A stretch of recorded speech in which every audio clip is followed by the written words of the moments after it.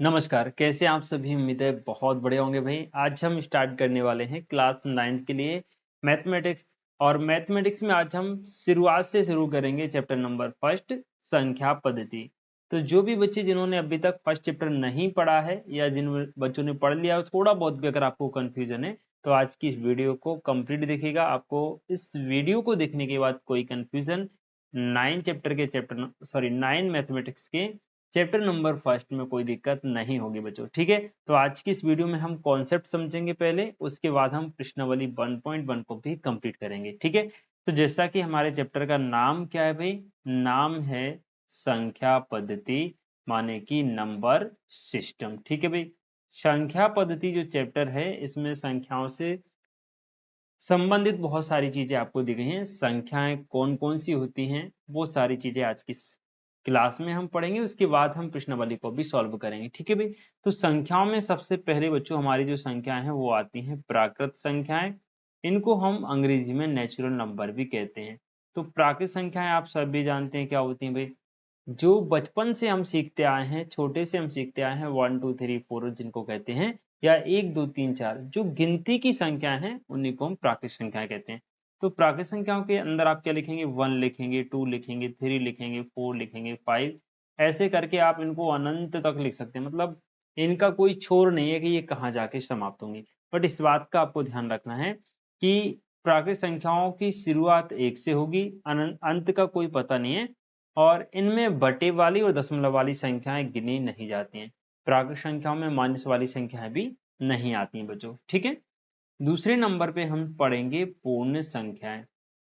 अब ये पूर्ण संख्याएं क्या होती हैं भाई, पूर्ण संख्याएं क्या होती हैं, अगर इन प्राकृत संख्याओं में हम जीरो को और शामिल कर लें। अभी हमने शुरुआत 1 से करी थी, अब हम शुरुआत 0 से करें, जैसे 0 1 2 3 4 5 डॉट डॉट डॉट, यानी इसी क्रम में ये संख्याएं आगे बढ़ेंगी। लेकिन अब इनमें एक नई संख्या आ गई है जो कि 0 है। तो 0 सहित सभी प्राकृत संख्याएं पूर्ण संख्याएं कहलाती हैं, ठीक है। तो पूर्ण संख्याओं में सबसे छोटी संख्या क्या हो जाएगी, 0, जबकि प्राकृत संख्याओं में सबसे छोटी संख्या क्या हो जाएगी, 1। अब देखो जितनी भी प्राकृत संख्या है वो सारी की सारी किस में आ रही हैं, पूर्ण संख्याओं में, यानी प्रत्येक प्राकृत संख्या एक पूर्ण संख्या होगी। लेकिन अगर हम इसका उल्टा कहें कि प्रत्येक पूर्ण संख्या एक प्राकृत संख्या होगी, तो नहीं होगी, क्योंकि पूर्ण संख्याओं में 0 भी आता है और वो प्राकृत संख्याओं में नहीं होता। आई होप मेरी बात आप समझ पा रहे होंगे। पूर्ण संख्याओं के बाद हम पढ़ते हैं बेटा पूर्णांक। देखिए पूर्णांक क्या होते हैं, जो माइनस की संख्याएं होती हैं, जैसे माइनस अनंत से अगर हम जाएं तो -3 -2 -1 0 1 2 3 dot dot dot plus infinite. तो माइनस की संख्याएं, जीरो और प्लस की संख्याओं को अगर सम्मिलित रूप से लिख दिया जाए तो उनको हम पूर्णांक कहते हैं भाई, ठीक है। तो यहाँ ये सारी संख्याएं कौन सी हैं, पूर्णांक। तो पूर्णांक में हमारी पूरी प्राकृत संख्याएं भी आ गई, 0 आ गया, यानी पूर्णांक के अंदर पूर्ण संख्याएं भी आ गई और प्राकृत संख्याएं भी आ गई। अगर हम ये बात कहें कि प्रत्येक प्राकृत संख्या पूर्णांक होती है तो सही हो जाएगा। अगर हम ये कहें कि प्रत्येक पूर्ण संख्या प्राकृत संख्या है तो ये भी सही है। लेकिन अगर हम ऐसा कहें कि प्रत्येक पूर्णांक पूर्ण संख्या है तो गलत हो जाएगा।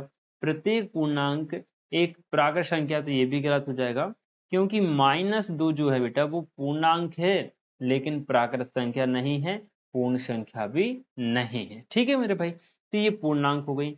अब हम बात करते हैं परिमेय संख्याओं की। परिमेय संख्या क्या होती हैं, जो p बटे q के रूप में लिखी जाती हैं या अंश बटे हर के रूप में लिखी जाती हैं, उनको हम परिमेय संख्या कहते हैं।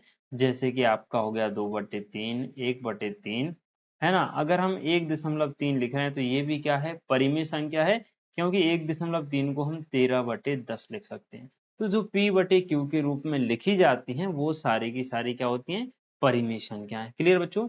इसके बाद हम देखते हैं अपरिमेय संख्याएं। अपरिमेय संख्याओं में कौन सी संख्या आती हैं भाई, जैसे कि √2 हो गया, √3 हो गया, √5 हो गया, √7, ये सारी अपरिमेय संख्याएं जो p बटे q के रूप में ना लिखी जा सके। साथ ही साथ इनमें इनका जो दशमलव प्रसार होता है वो आप अशांत अनावर्ती होता है, मतलब वो कभी खत्म नहीं होता है ना। तो ये हमारी अपरिमेय संख्या कहलाती हैं। और इनको हम p/q के रूप में नहीं लिख सकते हैं। इनका दशमलव प्रसार अशांत अनावर्ती होता है, माने दशमलव के बाद संख्याएं कभी समाप्त नहीं होती, आती जाती हैं, बदल बदल कर आती जाती है। ठीक है, तो अपरिमेय हो गई। और सबसे आखिरी में जो बच्चों हमारे पास संख्याएं आती हैं वो होती है हमारी वास्तविक संख्याएं, और यही सबसे इंपॉर्टेंट चीज है भाई। वास्तविक संख्याओं में परिमेय संख्याएं भी आ जाती हैं बच्चों, और पूरी की पूरी अपरिमेय भी आ जाती हैं। वास्तविक संख्या कौन सी होती है, तो हम कहेंगे हमने अभी तक जितनी संख्याएं पढ़ी हैं, जितनी संख्याएं सीखी हैं, वो सारी वास्तविक संख्या होती हैं। जैसे मैं आपसे कहूं √2 एक वास्तविक संख्या है क्या, तो आप कहेंगे जी सर ये वास्तविक संख्या है। लेकिन प्रत्येक वास्तविक संख्या परिमेय भी नहीं होती, परिमेय अपरिमेय नहीं होती, पूर्ण नहीं होती, पूर्णांक नहीं होती, प्राकृत नहीं होती। जैसे मैं कहूं कि √2 वास्तविक संख्या है, तो आप कहेंगे है यानी सही है। अगर मैं कहूं कि √2 एक परिमेय संख्या है, तो आप कहेंगे नहीं ये तो अपरिमेय है। तो √2 परिमेय नहीं है लेकिन वास्तविक है। बात समझ रहे हैं? √2 पूर्णांक नहीं है लेकिन वास्तविक है। √2 पूर्ण संख्या नहीं है। √2 परिमेय प्राकृत संख्या नहीं है, लेकिन √2 कौन सी संख्या है? वास्तविक संख्या है। आई होप मेरी बात आप समझ पा रहे होंगे। तो परिमेय संख्याओं में हमारी तीनों संख्याएं आ जाती हैं। कौन कौन सी? पूर्ण आ जाती हैं भाई, जो हमने प्राकृत पढ़ी वो भी आ जाती हैं, और साथ ही साथ पूर्णांक भी परिमेय के अंदर ही आते हैं ना। तो प्रत्येक पूर्ण संख्या, प्रत्येक प्राकृत संख्या, प्रत्येक पूर्णांक संख्या परिमेय होती है। ठीक है ना। लेकिन ये जरूरी नहीं है कि प्रत्येक परिमेय संख्या पूर्णांक हो, प्रत्येक परिमेय संख्या प्राकृत हो, और प्रत्येक परिमेय संख्या पूर्ण संख्या हो। क्लियर बच्चों? तो इस प्रकार से हमने संख्याओं की थोड़ी सी जानकारी समझी। अब हम बात करते हैं हमारी प्रश्नावली 1.1 की, जिसका आपको बेसब्री से इंतजार था। ठीक है भाई, कॉन्सेप्ट आप समझ पाए क्या? एक बार मुझे कमेंट करके आप लोग बताइएगा। अब हम देखते हैं प्रश्नावली 1.1। क्या शून्य एक परिमेय संख्या है? क्या इसे आप p/q के रूप में लिख सकते हैं, जहां p और q क्या है? पूर्णांक हैं, और q का मान 0 नहीं है। तो हम क्या कहें भाई? हम कहेंगे हाँ शून्य एक परिमेय संख्या है। क्या लिखेंगे बेटा? हाँ शून्य एक परिमेय संख्या है। परिमेय संख्या है। परिमेय संख्या क्या होती है? जो p/q के रूप में लिखी जा सकती है। और परिमेय संख्या है तो इसे हम p/q के रूप में लिख सकते हैं। p/q के रूप में लिख सकते हैं, लिख सकते हैं। देखो भाई, हमारे पास क्या है? 0 है, तो हम उदाहरण लिखेंगे भाई। 0 को आप 0/1 लिख दो, 0/2 लिखो दो, 0/100 लिख दो, 0/27 लिख दो। ये आपके उदाहरण हो गए। तो 0 क्या है? एक परिमेय संख्या है, इसे हम p/q के रूप में लिख सकते हैं। जैसे 0/1, 0/2, 0/100, 0/27, 0/27,000, जो मर्जी पड़े वो आप 0 के बटे में रख सकते हैं, केवल 0 नहीं रखना है। क्लियर बेटा? ये हमारा फर्स्ट क्वेश्चन कंप्लीट होता है। साथ ही आप देखिएगा सेकंड क्वेश्चन, 3 और 4 के बीच में 6 परिमेय संख्याएं ज्ञात कीजिए। देखना बेटा, 3 व 4 के बीच में 6 परिमेय संख्याएं, बीच में 6 परिमेय संख्याएं कैसे याद करेंगे भाई? देखो किस किस के बीच में करना है? 3 और 4 के बीच में। और कितनी संख्याएं ज्ञात करनी है? 6। तो आप लिखिए, क्योंकि 6 संख्याएं ज्ञात करनी है तो 6 में आप 1 जोड़ेंगे, कितना आएगा बेटा? 7। अब आपको 3 और 4 के बीच में 6 परिमेय संख्याएं ज्ञात करनी है, तो आप क्या करेंगे? 3 में ये जो 7 आया ना, इसका गुणा करेंगे, इसका भाग देंगे। ऐसे ही 4 में 7 का गुणा करेंगे, 7 का भाग देंगे। और यहाँ 6 संख्याएं चाहिए, तो 1 2 3 4 5 6 ऐसे हमने खाली स्थान बना लिए ताकि हम संख्या लिख सकते हैं। अब देखो 7 का 3 में गुणा करेंगे तो 21/7 हो गया भाई।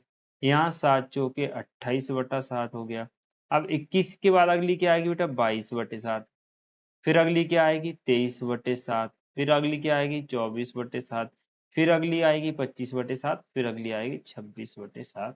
ये आपका आंसर हो गया। ये 6 परिमेय संख्या हो गई 3 व 4 के बीच में। आई होप मेरी बात आप समझ पा रहे होंगे। क्वेश्चन बहुत सिंपल से हैं, थोड़ा सा भी अगर आप दिमाग लगाएंगे तो आपको आसानी से ये आ जाएंगे। ठीक है भाई? चलिए नेक्स्ट क्वेश्चन है 3/5 और 4/5 के बीच में 5 परिमेय संख्याएं ज्ञात कीजिए। किस किस के बीच में करना है भाई? देखिएगा 3/5 व 4/5 के बीच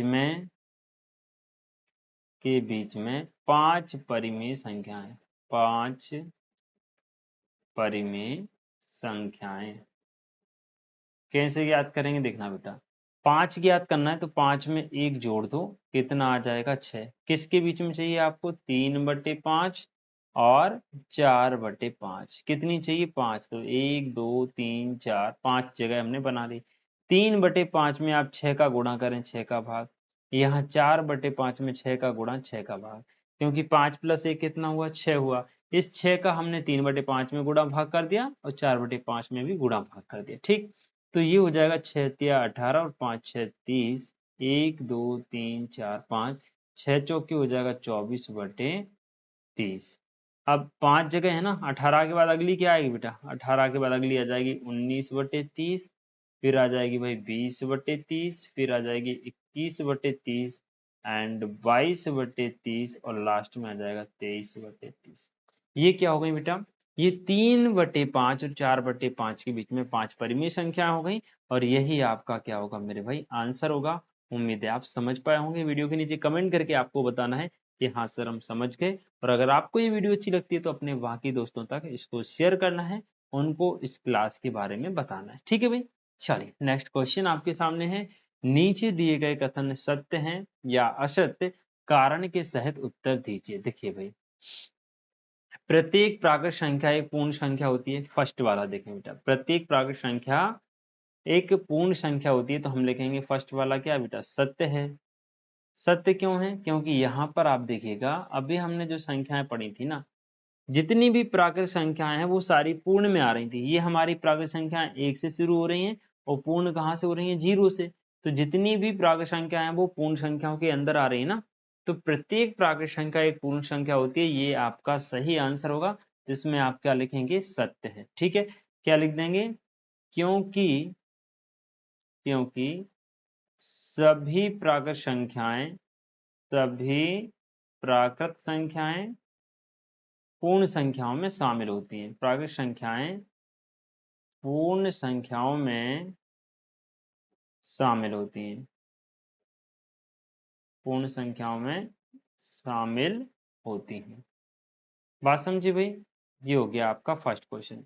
दूसरा आप देखिएगा, प्रत्येक पूर्णांक एक पूर्ण संख्या होती है। नहीं भाई, ये गलत हो जाएगा, ये असत्य हो जाएगा। असत्य है। क्यों असत्य है? देखिए, अभी यहाँ पे हमने देखे थे पूर्णांक। पूर्णांक हमारे माइनस वाले भी होते हैं, जीरो भी होता है और प्लस वाले भी होते हैं। जबकि पूर्ण संख्याएं जो होती हैं वो जीरो होती हैं और जीरो के बाद प्लस वाली सारी संख्याएं क्या कहलाती हैं? पूर्णांक, सॉरी पूर्ण संख्याएं। लेकिन पूर्णांक में तो माइनस की संख्याएं भी आ रही ना, जो माइनस वाले पूर्णांक है वो पूर्ण संख्याओं में नहीं आएंगे। तो प्रत्येक पूर्णांक एक पूर्ण संख्या नहीं होती, ये गलत हो जाएगा। और इसमें आप लिखेंगे क्या, वो देख लीजिएगा। क्योंकि प्रत्येक पूर्णांक एक पूर्ण संख्या होती है, तो हम कहेंगे असत्य है। क्योंकि ऋणात्मक पूर्णांक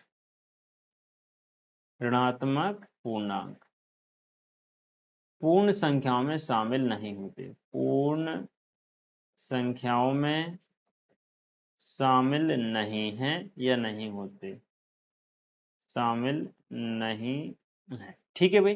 थर्ड वाला देखो भाई, क्या पूछ रहा है? प्रत्येक परिमेय संख्या एक पूर्ण संख्या होती है। ये भी गलत है भाई। परिमेय में तो 2/3 भी आ जाता है, तो पूर्ण संख्याओं में तो नहीं आता ना, तो ये भी क्या हो जाएगा बेटा? गलत हो जाएगा। क्या लिखेंगे आप इसमें? असत्य है। रीजन क्या लिखेंगे? क्योंकि परिमेय संख्या पूर्ण संख्या में शामिल नहीं होती, क्योंकि परिमेय संख्या भिन्न में होती है, भिन्न में होती है, लेकिन भिन्न पूर्ण संख्या में नहीं शामिल नहीं होती। लेकिन भिन्न जो है वो पूर्ण संख्या में शामिल नहीं होती, नहीं होती। कैसे नहीं होती भाई? आपने कहा 2/3, तो 2/3 पूर्ण संख्या थोड़ी है बेटा, 2/3 तो भिन्न हो गई। तो प्रत्येक जो परिमेय संख्या है वो पूर्ण संख्या हो ये जरूरी नहीं है। आई होप मेरी बात आप समझ पा रहे होंगे। आज की इस वीडियो में हमने पूरी प्रश्नावली समझी, साथ ही साथ इसका कॉन्सेप्ट भी समझा।